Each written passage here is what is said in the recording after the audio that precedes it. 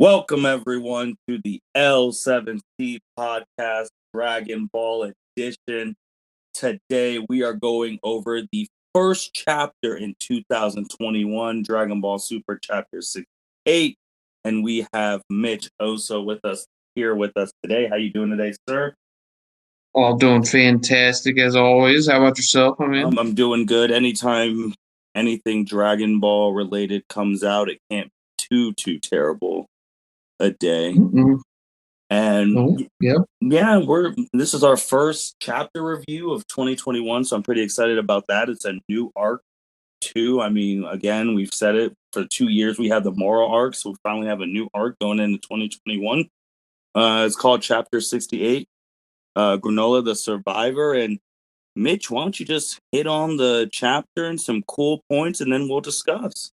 All right, let's do it. So this chapter, whenever I was looking at it, it's actually kind of broken down into three sections, which kind of actually made it easier just to kind of absorb some information as we go back and forth between stuff. The first section has to deal with Granolah, and it turns out that Granolah is actually asleep. We see this a little bit into his section, but he's asleep and he's dreaming of his past. And you see a little bit of history of what happened in his past on his planet. You see his civilization is being decimated by the Frieza Force and the Saiyans. There is a full moon in the background, and well, lo and behold, there's three great apes walking around, just causing mayhem, of course. And you see the carnage in which the Frieza Force and the Saiyans have done. You see people lying around dead and just total destruction. And one of the pans you see here, someone is running what appears to be a building, kind of looks like a church, and just trying to take cover. They get into the church, and there's a big hole in the roof, and we see a great ape in the distance, in the rubble, the smoke of the rubble, and then it moves closer and closer to the church to investigate. And then all of a sudden, it kind of disappears from view, and then bam, it pops up with its head, the great ape with its head right in the roof, the hole in the roof, and so that's part of his history. I imagine we'll get more and more history on that. A little bit that we're all mentioning is that on the great ape's left cheek is a scar, which the only great ape that we have ever known to have a scar on its left cheek is Bardock. So without actual written words, this is Bardock, we can basically claim that this is Bardock destroying the planet, which, nice little connection there to probably what's to come. And we'll dive into that little section here once I complete this up. So Granolah wakes up from his nightmare, and he's just, how you are. If you ever wake up from a nightmare, you're just getting your composure. And then his assistant, which I'm not sure if it's an actual person or if it's an AI on a ship named Oatmeal, is asking him what's wrong. And he's talking about, I want to get my revenge over Frieza and the Saiyans, but Frieza died. And the Saiyans, their planet got hit by a meteor. He doesn't know, obviously, that Frieza killed everybody. And yeah, he's just wondering why is he still having his dreams and he can't get his revenge. So, and that's the end of that little first section. And some points, like I said, Bardock is probably going to be involved here. Maybe we'll see a little bit more in another chapter as to how he escaped from the church and so on and so forth. And yeah, that's that part. Second part shifts over to Goku and Vegeta on Beerus's planet, and it shows Goku and Whis are actually trying to capture the Oracle fish because the fish is having issues sleeping, suffering from insomnia, direct quote. And Whis has a syringe and a needle to inject, they say, vitamins. So I guess vitamins are the way to cure insomnia with Oracle fish. is, yeah. But don't know if that's actual medical like approved, but hey, it's Dragon Ball. Vegeta is kind of in shock that the fish can get insomnia. And Whis notes that this happens every so often. But when this occurs, usually what it means is that there is a bad omen for the future. But Whis then goes on to say, and sometimes it's nothing. So really doesn't like set us up for anything. We know it does. Obviously, that's how this chapter is or this arc is going to progress. But it's like, why would you say sometimes it's nothing? But oh well, I digress. And Goku is getting excited about potentially a new fighter coming around.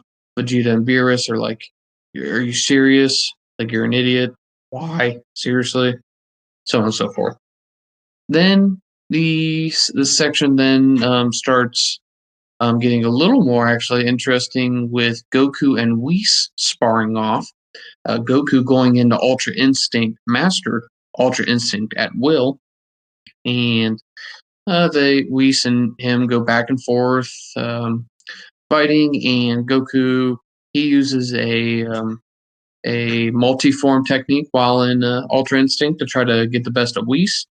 And Whis has absolutely no issue in dispatching Goku and his copies. And Whis states to Goku that in the chapter here, he states that essentially, and I'm going to paraphrase, or not really paraphrase, I'm just going to create my own terms for this, is that Ultra Instinct now has different tiers. So I guess as I thought of earlier, this is how they nerf Ultra Instinct, because we always considered it to be the end of everything. If you go Mastered Ultra Instinct, you're going to win. But now they've kind of reality checked us, and this is what basically Whis says, and that is he has greater command over his Ultra Instinct than what Beerus did, and in turn, the Grand Priest has more accuracy and command over his Ultra Instinct. And then Goku realizes that that must mean that he is like, as he says, bottom of the ladder. So he's just, scraping the bottom of the barrel in terms of this pecking order. Now, Whis says, well, that just gives you an opportunity to train and grow. And of course, Goku gets excited. And now, my part that I'm actually starting to like here a little bit more that I wasn't expecting was the dialogue between Beerus and Vegeta as they watch Goku and Whis fight. And as they're observing, Beerus asks Vegeta if he's ever going to try to learn Ultra Instinct. And Vegeta says it doesn't suit him. He'll find another way to surpass Kakarot, Goku. And Beerus kind of just like shrugs off and like agrees with him. And he asks that it might actually, or says it might be possible to do so because Ultra Instinct is not the only technique of the gods.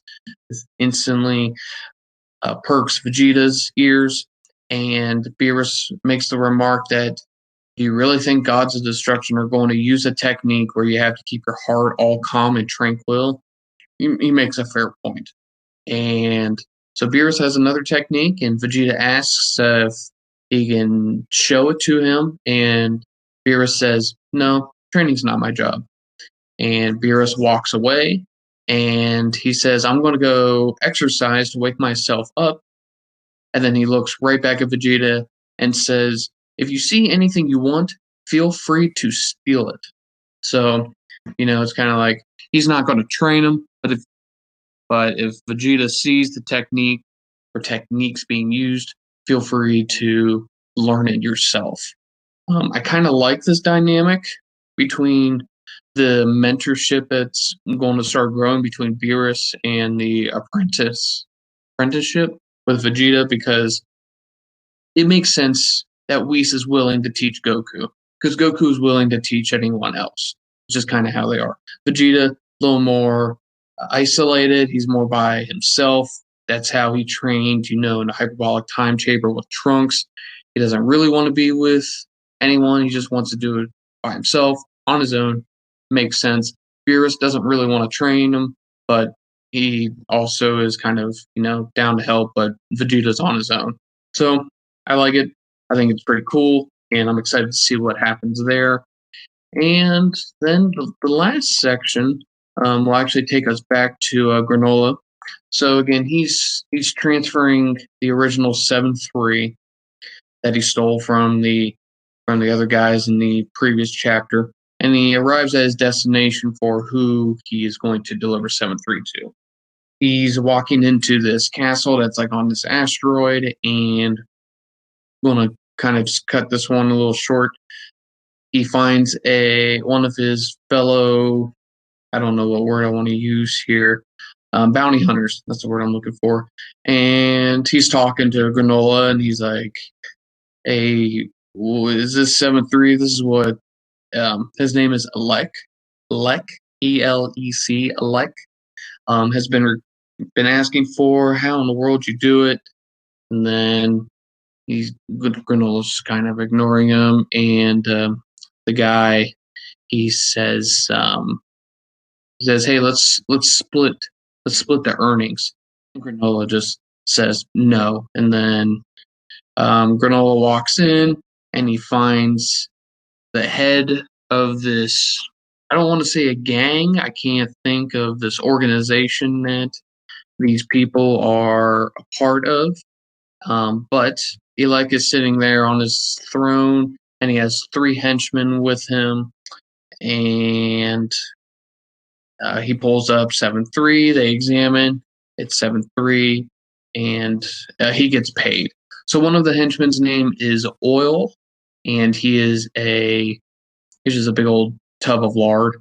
Kind of reminds me of Dodoria. So we'll see if he's actually smart. He doesn't come across as stupid, but just kind of probably how it is. The other 2, one is a female character. I'm not 100% sure of her name, and then there's another one, and I'll come back to what their names are though as I describe the remainder of the chapter here. And as they're talking about 7-3, Granola's like, "Why do you want this? Are you going to create an army of 7-3s?" And Elec's like, "No, the race that apparently they are is called Heaters, Heeters. Apparently, they must be some sort of just mob gang, but I don't know if that's their race or maybe that's just, their group. But they say that there's 2 things in the universe that you need to be all powerful, and that is money and intel. And they apparently have all the money that they ever need, whatnot." And Granola's like, "Intel?" And Alex says, "Yep, intel is exactly what is in 7-3." And that goes on to discuss then what is the next job that Granolah has. And Alex says that nothing at the moment because the universe is shifting, and they're kind of just waiting because he reveals to Granolah, who again thinks that Frieza is dead, that Frieza has been revived somehow. And Granolah, completely in shock, asks how. Alex says, "Have no idea." And he's asking him, "Why? Do you have revenge? Don't try it because Frieza's back, way stronger than before, and you will lose." And Granolah says, "I'll be the judge of that.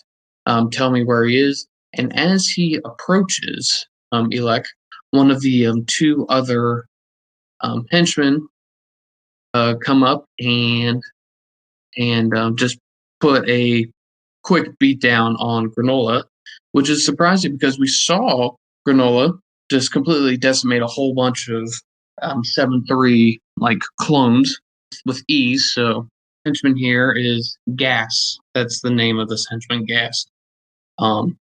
This Gas puts a beatdown, like I said, and then Elec tells Granolah, "Hey, you just need to relax. You need to get stronger. Then you can fight Frieza, and we'll go from there." So, and he also says that he will help. So, Granolah basically agrees to it, and then he just walks off, taking his money, and and as he leaves, Granolah is talking to his henchmen, and they're like, "Hey, why'd you go and mention Frieza like that?" And he says that our friend Granolah has kind of gone crazy. He's strong, and the powers are going to his head, and we'd be in hot water if he ever got stronger than gas. So he's kind of setting Granolah up to just go and get killed by Frieza, and we'll see how that works. Gas says that he'll never be stronger than him, and well, I guess we'll see how that pans out. And the very last bit here of this section, well, kind of the important part of this section, there's still a little bit more, is that we find out what information in 7-3 that the gang is looking for, and that is they are looking for the exact location of Zuno, the ultimate intel broker. If you need a little refresher on that, Zuno is he basically the bearer of all information in the universes.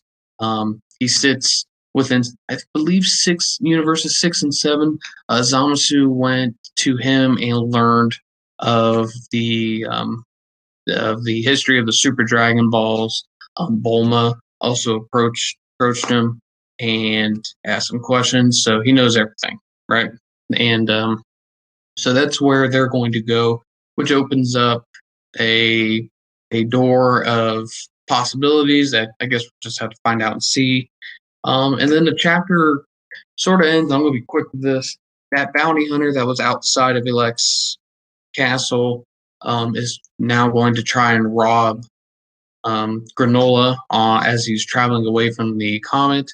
Granolah dispatches all of the henchmen, all the other bounty hunters that came with him, and you see that Granolah took off his eyepiece that went over his right eye, and he basically was just sniping people from on top of a cliff while they were looking through his ship.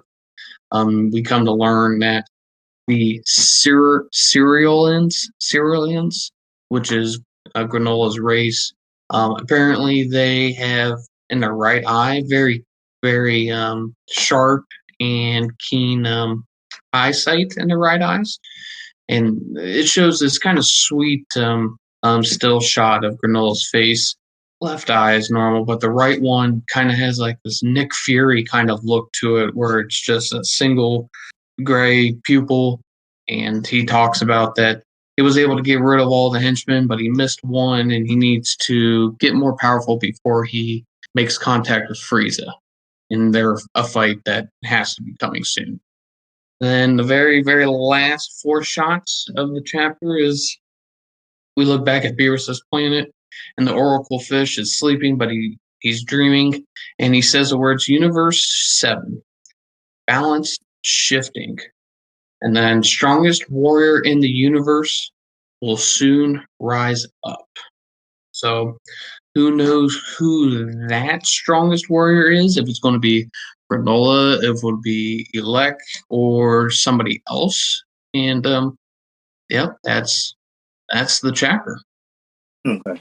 A lot for the first chapter in 2021. There's a lot of stuff to point out that you did, obviously, because you split it up in 3 parts, which I think that's the best way to talk about this chapter. Really was split up in 3 parts. I mean, first part, I guess with the ape thing, it's Bardock. I think on the wiki now they have Bardock as appearance. If you look up the wiki of this chapter, so I would be interested to see, because obviously Granolah and Goku eventually are going to meet. I would be interested to see if he saw Bardock in normal Saiyan form and he mistakes Goku for Bardock and he blames him for killing his family. That would be very interesting. The sins of the father going down to the son. That would be super interesting. And also this chapter confirmed what you and I talked about last year. We didn't know if it was just that one time with Moral that he could go to MUI at will, but now it's confirmed. he can go into MUI at will now. And I know that was a big thing for you, that you did not want him to be able to do that after one arc, right? Correct. That was also under the assumption, though, that UI or MUI was the end of everything, you know. But now that they nerfed it, it's more acceptable. But it's I mean, I didn't want it. I at least probably wanted one more arc. But I mean, now UI is now a Super Saiyan transformation. So there's going to be different tiers, and when the eventual villain comes in this arc or in the future arc, they're going to have an Ultra Instinct that is way more precise, and Goku's not going to be able to use that technique to defeat them necessarily. So yeah, that's all right though.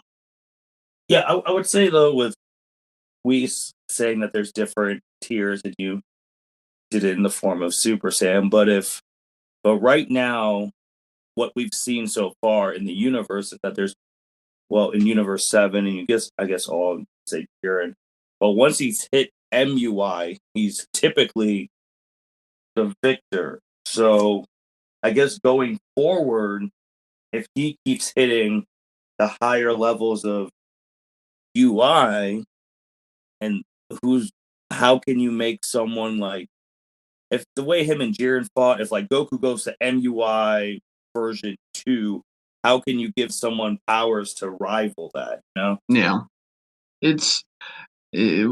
I think we're eventually going to get to the point. That could be wrong. They could spice it up. That MUI is.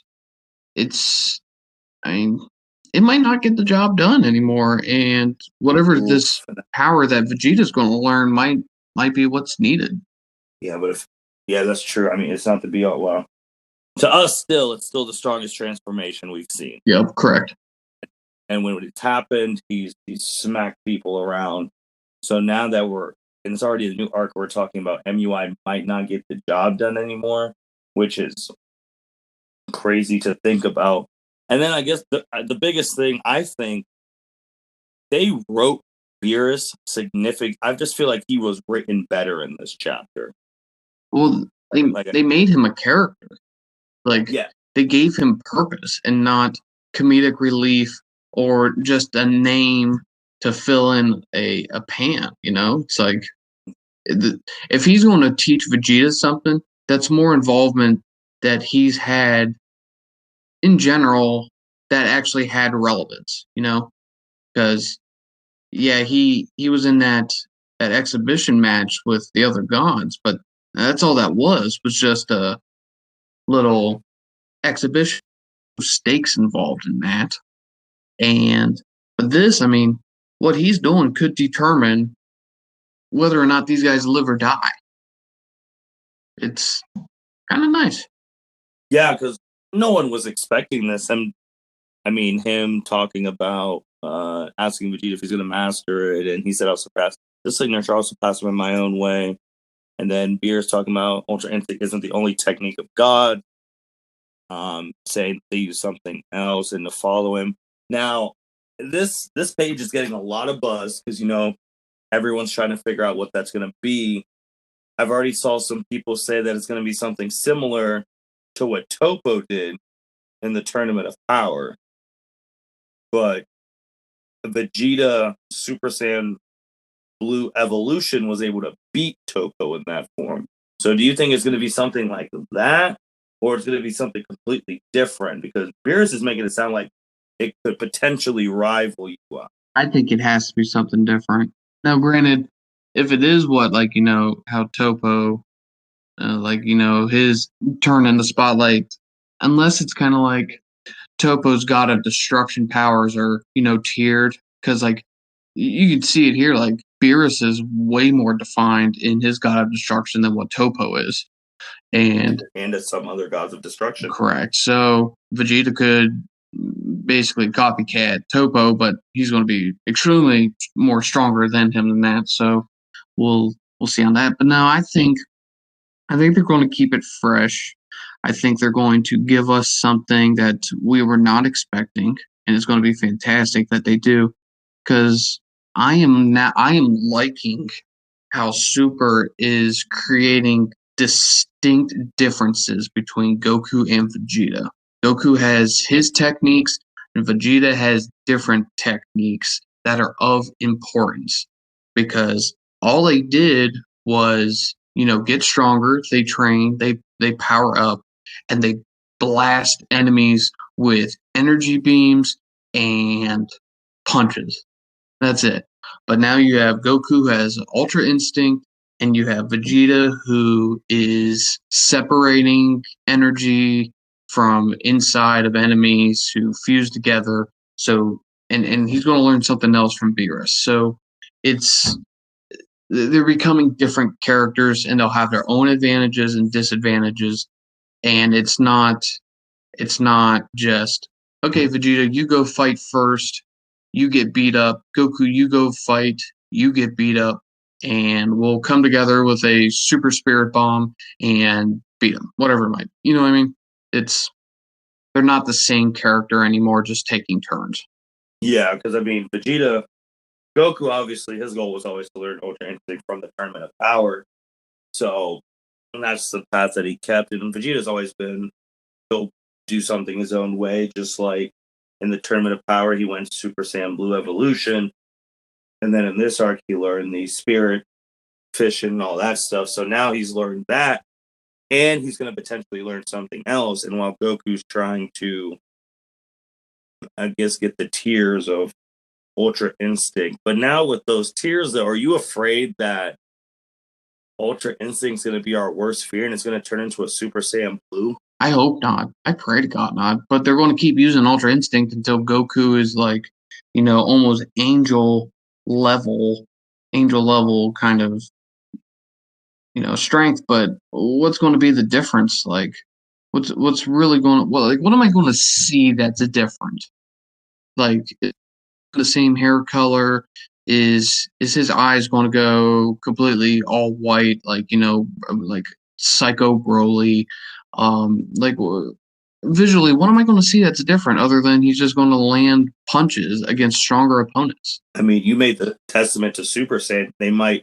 His Ultra Instinct version 2 might be like his Super Saiyan 1 hair. Yeah, and then that's cool and all, but it's like we just recycled other ideas for Ultra Instinct, which if that's what they're doing, then I just want to sit here and be like, why didn't we just hold off?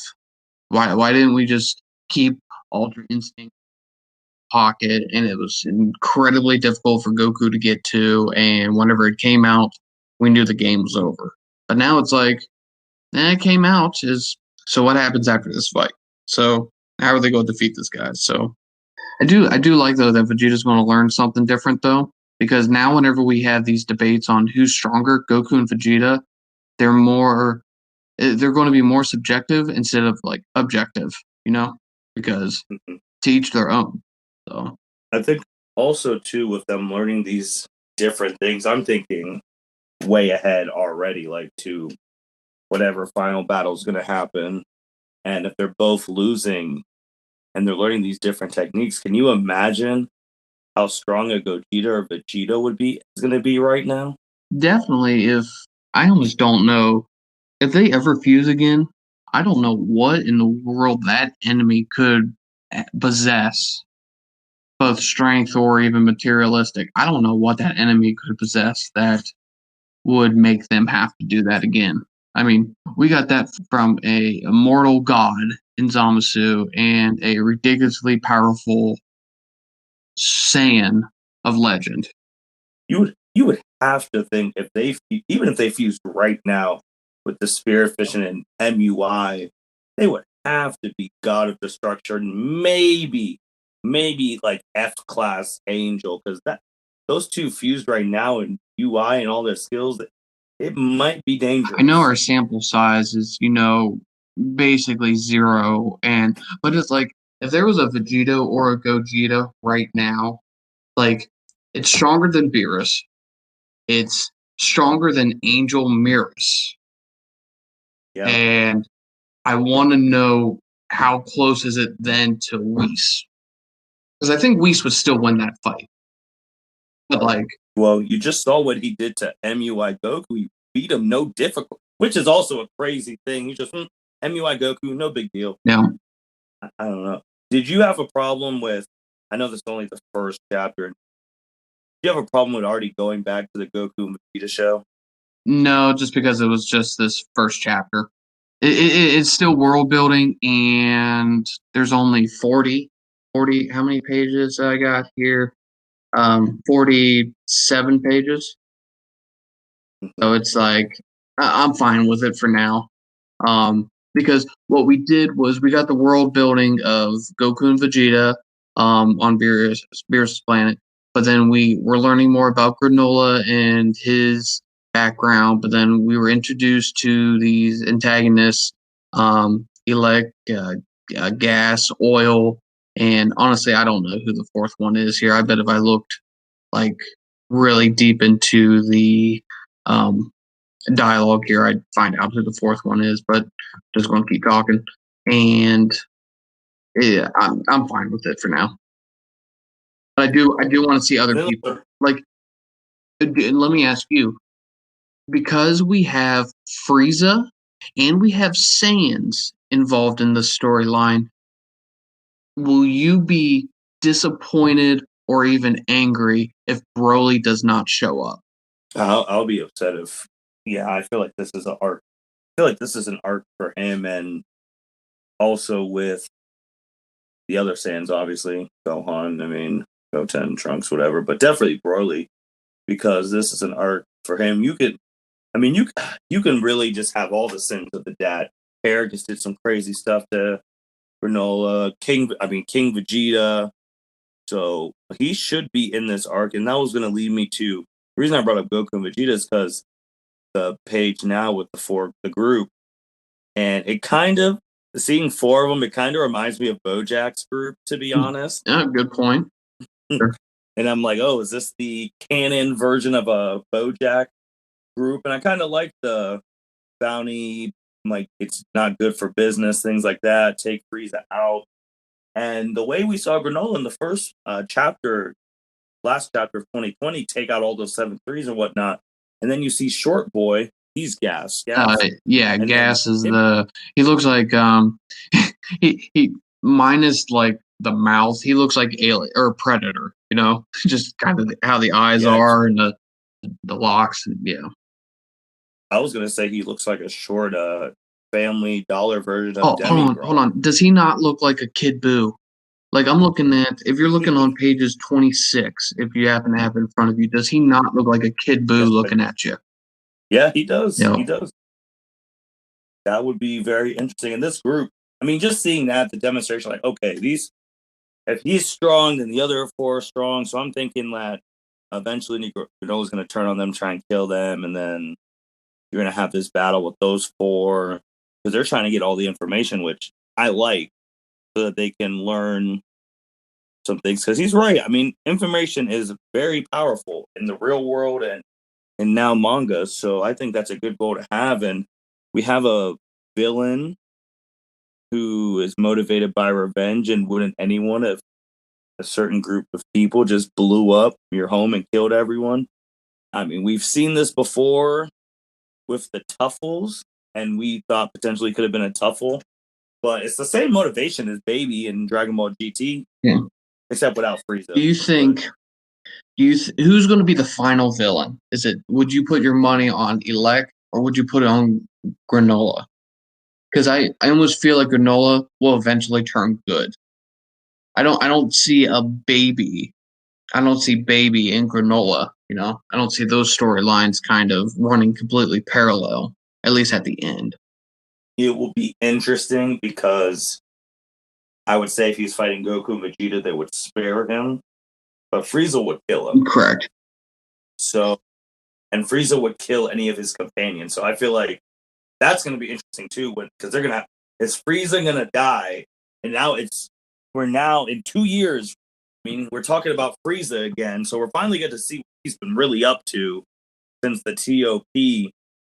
So is Frieza gonna die, or is Granolah gonna get killed by Frieza, or if Frieza's about to kill him, Goku intervenes, or they're asking the Saiyans, "How are you Because I'm surprised he didn't tell him that Saiyans are still alive too.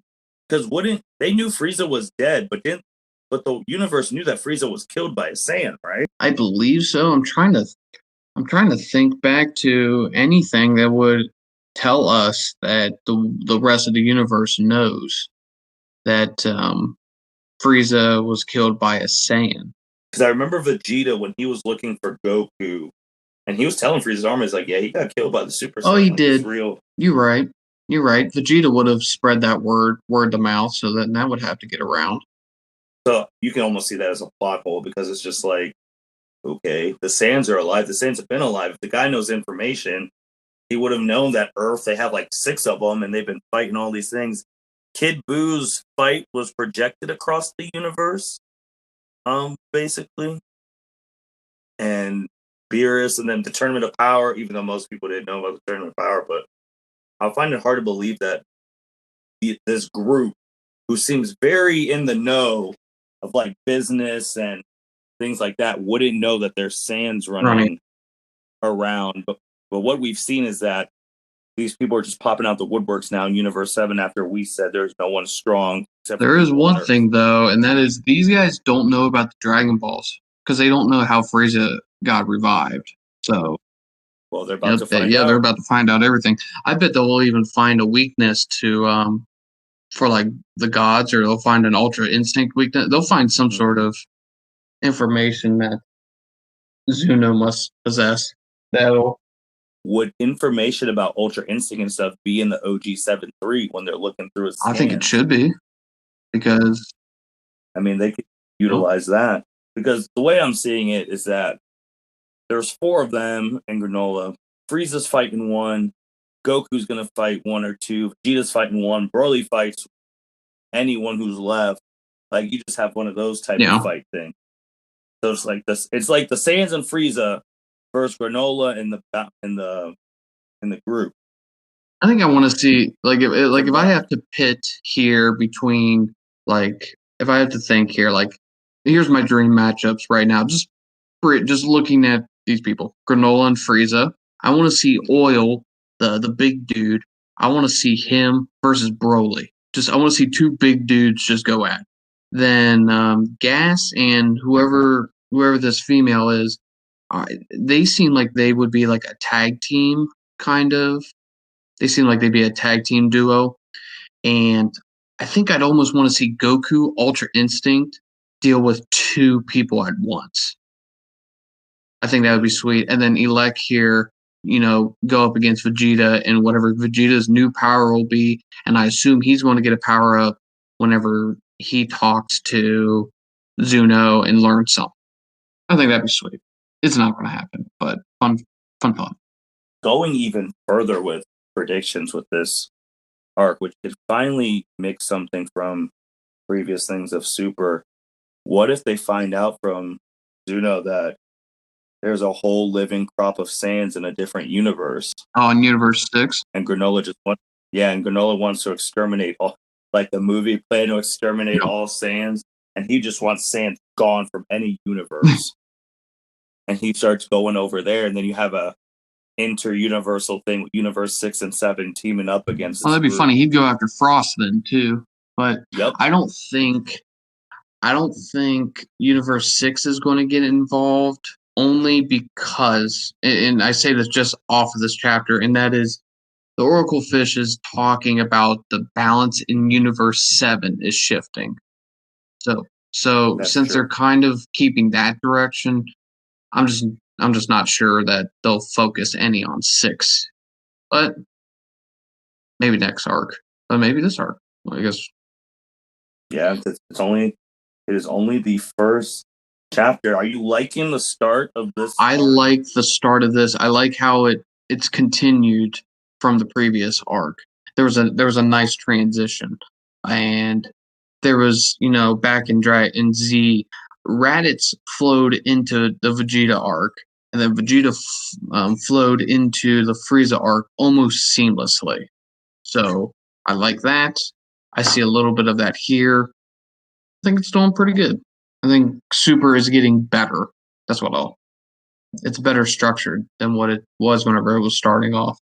Yeah, there was a couple of these pages made me very excited for what this is gonna be and how we're gonna move forward. I don't know if I'm more excited about. I think I'm more excited about Beerus getting involved with Vegeta, but also getting Frieza back in the mix. I mean, the guy is the greatest villain your show's ever had, and now you're about to have him, and he's still a villain because this guy hates him. So it's like I don't even know if, like, theoretically, when they're fighting, if Goku Vegeta could fault him for hating Frieza, because I mean they've had their own issues with him. So I'm excited. Mitch, is there anything else you want to talk about this chapter? One last thing, and it is just funny because I just observed it. So page number, where is it? Let me look here. One of the first pages here. Page number 20. No, not 20. Good Lord. Page 8, right? Page 8, when Whis is sticking the Oracle fish with a syringe needle of vitamins. And yes, I am aware that this never happened in the manga, but it did happen in the anime. And we can have a discussion as to what is canon. Personally, I'm a little bit of bias, and if Toriyama had his fingers on it, then it's kind of canon to me. Now, granted, I understand that GT is not considered canon, but hey, they keep putting it in video games and they keep taking the money out of your wallet for it. So maybe it is a little bit of a scam. But anyways, regardless, where I want to make my observation here is that Goku and his fear of needles apparently has been forgotten, because for a guy that freaks out in hospitals after Vegeta leaves Earth the first time whenever the doctor brings in a syringe needle full of pain meds, Goku really didn't freak out when we shoved the needle 1 inch away from Goku's hand into the Oracle fish. So, if there's anything that I can sit here and be like, yep, we screwed that up as well, that's that. Yeah, probably. I think I've learned that fans keep up with more of the canon stuff than the creators. And that's kind of fair. I mean, we dive into this. They are trying to figure out what to do next. So, I mean, we can sit here and push the rewind button all the time, whereas they have to try to figure out how to fast forward. So, yeah, no, not a huge thing, but I actually did sit here and pause, and I'm like, so where's Goku's reaction? He is perfectly content with this with this needle. You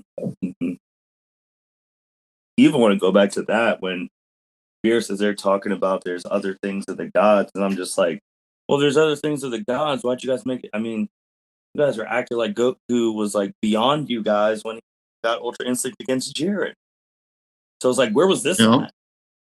Like, and now I was like, so is this only the gods of destruction, or is this the Kaioshins too? Because it's like the Supreme Kylo and whatever this is about to be. Like, where's this been the whole Battle of Dark, like, since Super started? Like, we're just pulling this out of a rabbit now, a rabbit out of a hat. But we'll see. I'm excited. Nope, that is it for today for me. Well, thank you everyone for listening to the L7C podcast. Thank you, Mitch, for being on, talking about the chapter, reviewing it, giving your thoughts. And hopefully next chapter hits February 19th. We have more going into the story, and it's a new era of Dragon Ball. Hopefully everything continues in the right direction. Like you said, I'm excited as well. Right. And with that being said, thank you everyone for listening to the L7C podcast. Yep, have a good night, everyone.